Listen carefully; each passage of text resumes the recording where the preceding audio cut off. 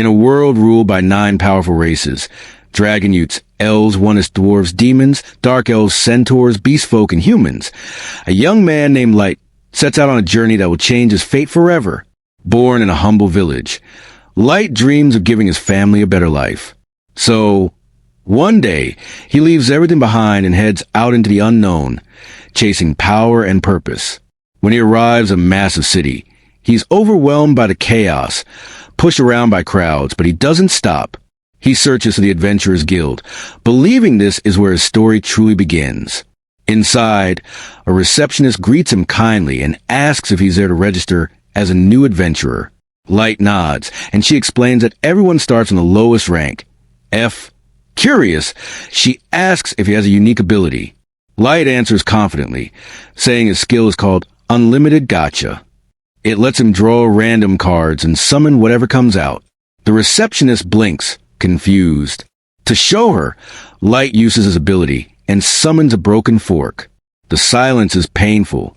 Light tries again, only to get a handful of rotten snacks. The receptionist just stares, pitying him. His face turns red with embarrassment as he mumbles that it's not always this bad. But deep down, even he's losing hope. After registering and receiving his adventurer's card, Light asks for quests. The receptionist directs him to the job board, but when he stands there awkwardly, she realizes he can't read. Feeling sorry for him, she reads the quest aloud. Light, still determined, picks simple tasks and sets off to work. By evening, after hours of exhausting labor, he finally earns enough money to rent a small room. But as he walks down an alley, a gang of beast folk surround him. Their leader, a towering wolf man, sneers and grabs his pouch of coins. Light pleads for mercy, but the wolf man slams his fist into Light's face, sending him crashing to the ground. Laughter fills the air as they walk away, leaving him beaten and broke. No one helps. No one even looks at him, until a graceful elf appears and extends her hand. Her name is Sasha.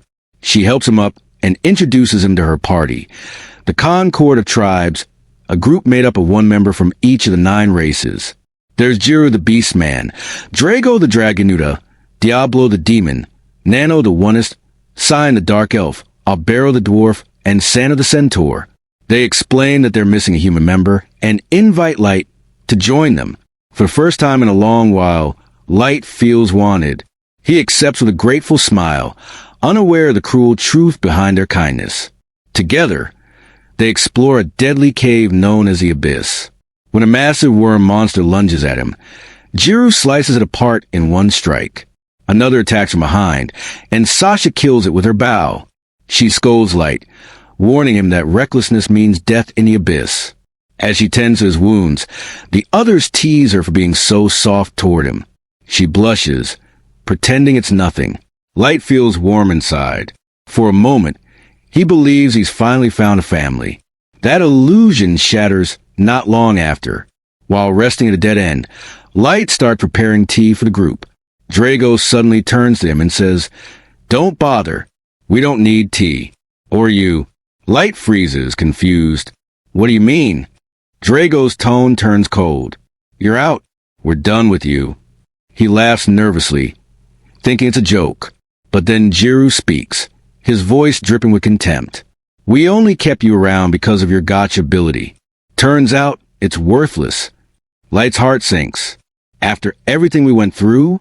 Sasha crosses her arms, her expression full of disgust. "You really thought we needed you?" Drago steps forward. "You were just bait.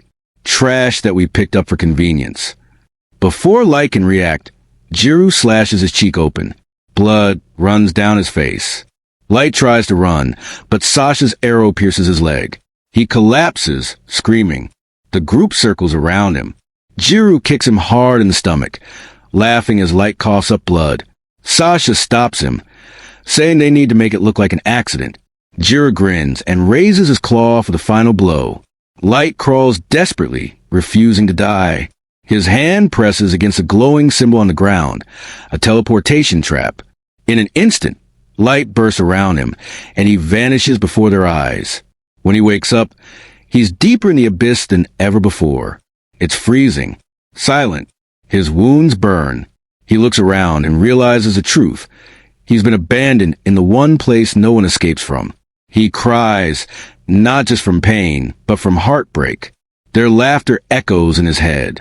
Then something inside him snaps. His sorrow turns into rage. "I'll make them pay," he whispers. "I'll destroy them all."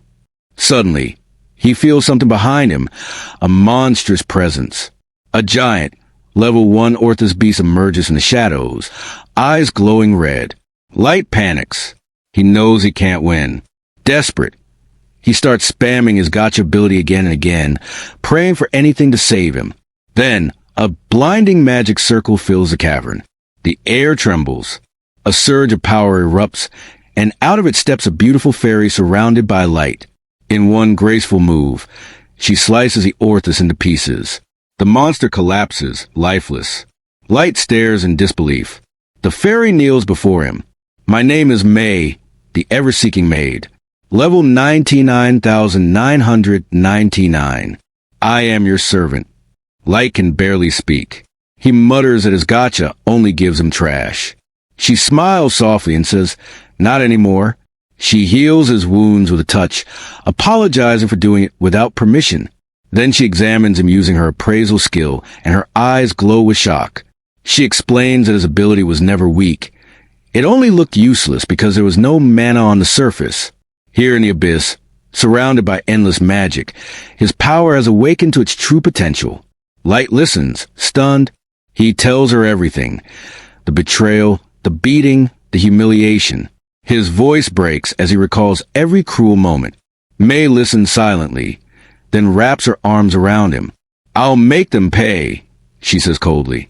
"I'll drag every one of them before you." But Light shakes his head. "No, I don't want revenge through someone else's strength. I'll do it myself. I'll get stronger. I'll make them regret ever crossing me." May smiles faintly. "Then I'll stand beside you. Always." With that, Light stands tall once more. The abyss around him hums with power. He activates his gacha again, and enormous magic circles light up the dark. Each roll brings forth new weapons, new tools, and unimaginable strength. Light, once a weak boy mocked by all, now begins building his empire in the heart of the abyss, reborn unstoppable, and ready to rise above everyone who betrayed him. After 3 years of hard work, Light has built a lavish kingdom with all his new fairies as he walks through his castle halls, all made submissively, greet him, hoping to get some special attention. Annoyed by their creepy stares, May asks Light if she should silence the noisy fairies. Light doesn't mind it since he thinks they're just showing their love for him. After leaving the castle, Light walks through town where all the shopkeepers greet him with friendly words. As the shopkeepers ask Light to replenish their supplies, May makes a mental note to solve their problems later. Then Light asks her what his other fairies are doing. So May informs him that a fairy called Ayuki is exploring the abyss. Satisfied, Light thinks that Ayuki should be fine in the abyss as a genius tamer. Then he asks about the researcher fairy called Ellie and learns that she's developing magic spells to increase his power. Light feels guilty since he's making Ellie work really hard for him and asks May what their fighter called Nazuna is doing. May feels upset that Nazuna is just patrolling the castle's interior even though her fighting abilities are very high. However, Light thinks she's perfect for the job, walking around with her cheerful personality. Afterward, Light returns to the castle where his final 9999 level hero named Jack greets him with his first name. This angers May, who reminds Jack to be respectful to their master. Light tells her he doesn't mind what Jack calls him and leaves the train with him in the dungeon. After warning him that he won't hold back, Light prepares to charge at Jack, who is ready to take him on. He rushes with ultra speed and punches Jack's stomach, which knocks him a few meters back, knowing that only his body is strong enough to withstand Light's attack. Jack feels surprised by his power He also attacks Light, and the two of them begin a fierce battle. Meanwhile, Nzuna continues, walking in the safe castle halls, acting like she's protecting the maids from dangerous criminals. As Nzuna tells the maid she's doing a very important mission for Light, they praise her like a spoiled child.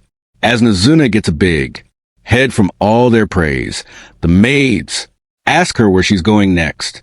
She tells them she hasn't decided yet, so they ask her to patrol a secret place for them, wondering what kind of place it is.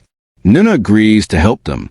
Soon, she knocks on the door to Light's bedroom where Mei comes out. She asks Nzuna if she needs something, so Nzuna tells her that she's patrolling the area. Mei tells her that she doesn't need her security in the bedroom, but Nzuna gets curious about what she's doing. She asks Mei why she's in Light's bedroom when he's out fighting Jack, and Mei acts like she's just cleaning the room. However, Nzuna ignores Mei's yapping and walks straight into the room. Noticing the messy bed, she thinks that Mei rolls around in it and sniffs. Light smell like a pervert. To protect her dignity, Mei tells Nzuna that it's just a secret cleaning technique, and the airheaded knight easily believes her fake story. As Mei feels relieved that Nzuna isn't the sharpest crayon in the box, she starts fumbling around her armor to find a message from the maids. After finding the letter, she reads it out, informing Mei that all the other maids are angry at her for hogging Light's roam. As Nzuna reads a final part of the message, she wonders why all the maids are cursing Mei, the innocent. Nzuna thinks that they're cursing her to help her develop an immunity, and Mei tells her she'll deal with the maids herself. Then she gives Nzuna some money for delivering the message, and she happily accepts and leaves. Afterward, Nzuna goes to the market and grabs a bunch of tasty sweets to eat. While eating, she finds Ayuki sitting on a balcony.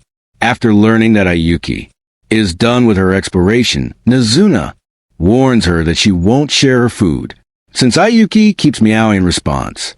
Nzuna feels confused.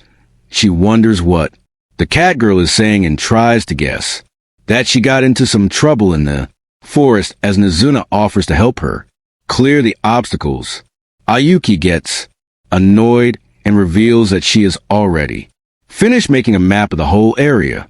This surprises Nzuna, who starts cheerfully hitting the girl and scolds her for not explaining earlier. Then she heads back to start goofing around again, leaving Ayui exhausted. Nzuna heads into the palace's throne room and makes sure that nobody is watching. She climbs onto Light's empty throne, feeling sad that he's not around to see her. However, her careless movements break off a piece of the throne, and Nzuna quietly puts it back before teleporting out of the room. Back in the dungeon, Light and Jack match blows a final time. Jack tells him they should call it off and get some rest, and Light agrees once they're in the hot bath. Jack praises Light for mastering his power. Light credits Jack's teaching, but Jack, confident that few can match him in the palace, warns Light not to get overconfident. There might still be someone on the surface strong enough to challenge him. Light nods in agreement, promising that he'll never underestimate his opponents while getting his revenge. Meanwhile, in Mei's office, all the fairy maids stand nervously while awaiting her orders. Mei asks her if they know why they're in trouble, and the maids try to act innocent. As Mei reads the contents of their letter out loud, they get terrified of her and back down into the walls. She asks the maids what they meant by their letter, and they say that they were just trying to reduce her burden. However, Mei points out that they cursed her 3 times at the end, which leaves them speechless. She also scolds the maid for using Mizuna as their scapegoat, and they all start whispering among themselves. Then, May heads back to her chair and announces that she's rejecting their appeal before ordering them to clean the long hallway leading to the throne room. The maids accept their punishment, but when May tells them they'll have to do everything with their bare hands, they feel completely stunned. The maids protest against the punishment, but May says that since she's heading back to the surface, they need to cover up in her absence in town. Nazuna greedily stares at some cool armor. Ellie approaches her, feeling surprised that the castle guard is wandering around. She asks if Nazuna wants some candy, but the knight points to the armor. She asks Ellie about her research, and Ellie explains that she's heading back since her work is finished. Ellie thinks that Nazuna is an idiot since she couldn't figure this out on her own, but Nuna disagrees to prove her wrong. Nuna says that 1 times 3 is 4. Ellie mocks her being dumber than a starfish, so Nazuna counters that only dumb people insult other people's intelligence. However, Ellie starts bragging about having tea with Light, thinking that he'll invite her to his bedroom next. This makes Nazuna jealous, who also wants to have some tea with her master. Back in the maid's room, they get angry at May's punishment. One of them wonders how to get rid of their annoying leader and suggests they should poison her. After her partner reminds her that May is immune to poison, they all fall silent, wondering what to do. Frustrated that she can't clean Light's room, the lead maid starts complaining once again. Her friends agree, wanting to sniff his scent like May. Their creepy friend fantasizes about licking Light's used spoon, and they all call her a freak. However, she calls them out for having the same desires, and the hypocrites shamelessly agree that they do the same. Then the maids think about May being the first fairy that Light summoned, remembering that it took him 3 more months to summon Aoyuki. They wonder if May did some freaky stuff while she was alone with Light. At this realization, all the maids start crying that they didn't get the chance to fulfill their desires with their master, and decide to curse May for all eternity. However, as they begin their joint cursing session, May enters the room, silencing them all. The maids ask her why she isn't outside doing her mission, and May explains that she was just on her way out when she heard them praying for her. She walks into the room, asking why they were cursing her, feeling terrified of her power. All of them start swearing their undying loyalty to her one by one. However, May repeats their curses, which silences them again. Finally, one of the maids confesses that they were just jealous of all the extra time she got to spend with Light. May tells them that in the 3 months she spent with Light alone, she only educated him and trained him for combat. After explaining that she never did anything freaky with him, May says that she returned since she felt that her punishment was too harsh. However, after hearing the maid's ungrateful curses, she thinks that she made the right decision. May doubles down and increases their punishment to include the throne room as well. The maids pitifully beg her to have mercy as May reminds them that they have a free time to curse her in their room. The maids finally accept their fate. After receiving their punishment, the maids quickly head out to clean the throne room. Still complaining they didn't do anything wrong, they wonder if they can even finish cleaning before the next day. Suddenly, the creepy maid touches the part that Nazuna broke, and it cracks and falls down in front of their horrified eyes. Meanwhile, Nazuka lies down on her bed to have a good night's sleep, unaware that she is just doomed. All the maids of purgatory, feeling sad that she didn't get to see Light. She wonders why he doesn't just send her to the surface to clean up the guys who hurt him. After venting her emotions, Nazuna closes her eyes to sleep.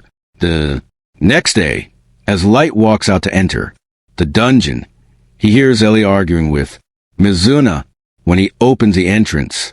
Mizuna rushes to greet him, thinking that her wish from bedtime was granted. Ellie thinks there's no way Light would care about her while Ayuki approaches him like a cat. As he starts scratching her chin, the other girls feel jealous that she's getting so much special attention.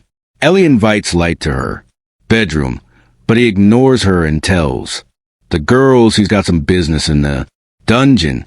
Suddenly, a hellhound beast approaches the group, making Light tremble in stress.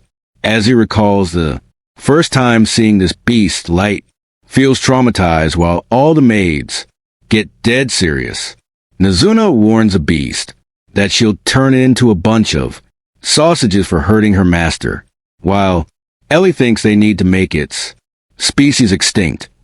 Even Ayuki agrees to eliminating every single hellhound from the world, and the beast starts whimpering like a dog in front of their pressure. Light tells the girls to back off since he's fine and approaches the hellhound, knowing the girls really would have erased its bloodline.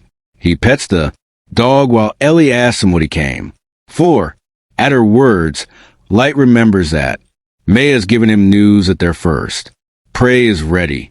All the girls get excited, ready to help their master. Light steps out, preparing to start his revenge with the first of the 8 ruthless concords who betrayed him. Villagers shamelessly flatter him to stay in his good books. While arrogantly striding through the town, Jera notices a poor human scavenging through trash, and he kicks him down just for fun. Then he heads to a tavern with his lackeys, who praise him for rising through the ranks as an orphan and boosting their wolf tribe status. Jera believes he became strong because of his natural beastman perception, but his lackeys point out that his perception is the strongest among them. Agreeing, Jera admits he can always sense which missions have the best rewards, allowing him to make quick money. Curious, one of the lackeys asks him how much he earned from hunting Light 3 years ago, but he replies that it was a Federation secret mission, and he can't talk about it. Thinking back, Jera remembers slaying Light as the easiest job ever. Even though Light ran away, he believed there was no chance he survived the dangerous abyss afterward. But as he recalls that all nations are searching for a maestro, he wonders why they're so important. Suddenly, his tail shivers with a sense of danger, and he decides not to think too deeply about big secrets. As his lackeys continue drinking, May interrupts them. When she tries speaking to Jeru, the lackeys scold her for addressing their master without permission. Jeru silences them and asks what she wants. May introduces herself as Light's first maid. Hearing Light's name, Jeru is shocked. She explains that Light belonged to a noble family and that they've been searching for him. Jeru refuses to believe that someone as harmless as Light could be from nobility, but May's insistence makes him curious. While Jeru gets excited thinking about money, May sheds tears, fearing her master might have perished in the abyss. She opens a briefcase full of pure gold, asking Jeru to show her the last place Light was seen. Still sensing a trap, Jeru accepts anyway. Believing a human like her can't threaten him. Pretending to care, he acts like Light was a brother and claims he would have helped even without the money. May thanks him with tears of relief. A month later, they reach the abyss. By the time they arrive at the dungeon, May is exhausted from traveling. Jeru watches her and feels a twisted hunger, planning to use her weakened state to his advantage near Light's grave. When they reach the spot where Light was betrayed, Jeru lies, saying a monster killed his friend. May collapses in despair, and Jeru apologizes dramatically, signaling his minions to block the exit. Just as Jeru prepares to have his way, May's voice suddenly turns cold. She says it's a pity her master was betrayed by such scum. A chill runs down Jeru's spine. His lackeys are confused, but Jeru realizes this woman knows too much. Information only the Concord and their higher-ups should know. Nervous, Jeru asks who she really is. May scoffs and says she serves only Light, and now she will make Jeru pay for his crimes. Her fierce glare paralyzes him with fear. For the first time, he realizes human women are not as weak as he believed. Just when Jeru thinks he's dead, a hooded figure appears and stops her. Light himself steps forward, declaring he'll take revenge personally. Jeru's minions mock Light for being a pathetic level 15, but as Light removes his hood, Jeru freezes in horror. Jeru laughs at the idea of being threatened by someone so weak compared to his own level 150 power. Light calmly asks if Jeru shouldn't first wonder how he survived the abyss. Jeru ignores a warning and believes that even with Mei's help, they stand no chance against his level 130 minions. Before he finishes boasting, his minions charge at Light. In an instant, a rain of limbs fills the air. Mei effortlessly slices all of them apart. She declares that anyone who threatens her master will become dog food. She blocks the cave exit, preventing Jeru from escaping. Panicking, his remaining minions cling to Jeru's words as he insists Mei caught them off guard with a sneak attack. Light mocks Jeru for being delusional, still arrogant. Jeru claims he'll show Light the true power of beastmen. Light grows silent, remembering all the discrimination humans face. Jeru claims superiority is natural, but Light reminds him that Mei just dismembered his men. Jeru argues she must be using a magic item and charges at Light. Light gently taps the ground with his staff, sending all of them flying. Jeru struggles to stand as Light mocks his weakness.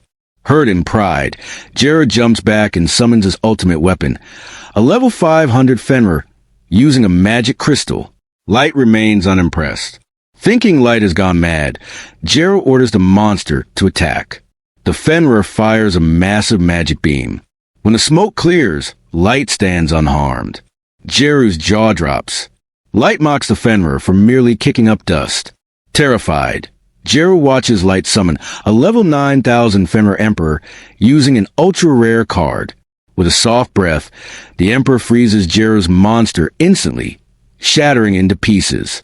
Whimpering, Jeru asks if that was Light's trump card. Light replies that he could have easily defeated the beast himself, then reveals his true level, 999. Jeru trembles as his minions whisper that humans can only reach level 100. Convinced Light is an imposter pretending to be human, he insists humans should have aged in 3 years. Light reveals his bracelet of youth, which stops aging so he can remember his suffering. Finally accepting the truth, Jeru drops to his knees, begging for his life. He blames his minions, who yell at him in betrayal. Light asks about the maestros, and Jeru explains the Federation ordered them to search for them, but never told why. Light demands to know why they tried to dispose of him after confirming he wasn't a maestro. Jeru insists he doesn't know. His minions try to lie, but Mei cuts them into pieces instantly. Light asks Jeru one last question. Could he defeat all 9 races alone?